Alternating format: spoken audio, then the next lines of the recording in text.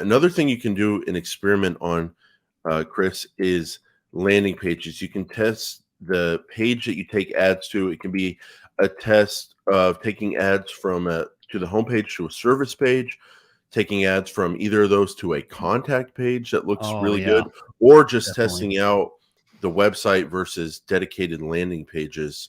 Do you like doing experiments when you're testing the landing pages? Oh, yeah, absolutely. Absolutely. I think this is probably the second most common time that I use experiments is when I have just somebody saying, "Hey, we got a landing page." Some company gets a new marketing manager, or some intern comes in that knows how to build unbounced pages or something like that. And they want to try it, and they get all excited about it. They're like, "This is gonna do it. I did it with my old company. It's gonna be great." And I'm like, "Wait, experiment. Let's not just go cold turkey 50-50 experiment." And I always, for this, I absolutely do 50-50.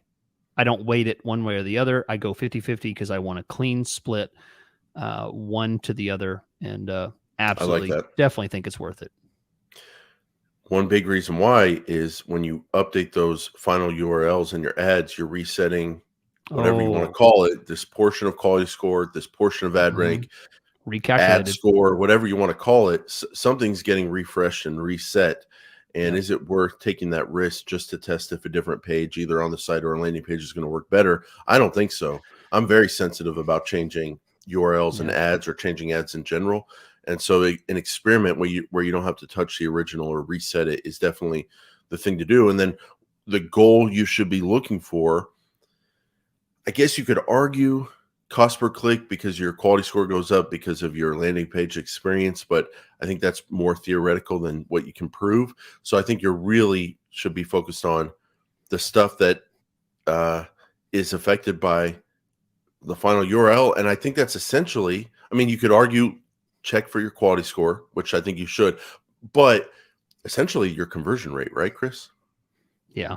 Yeah. I mean, I think you're exactly right, because conversion rate is something you want to watch.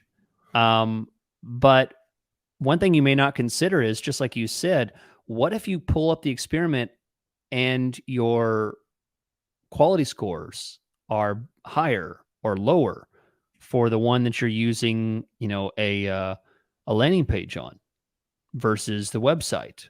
You'd want to see that. You say, "Oh, look at this. I have 8s and 7s now.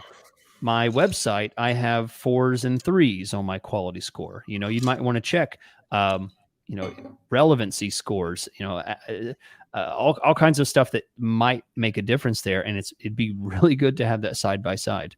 So yeah, I think you make a good point there.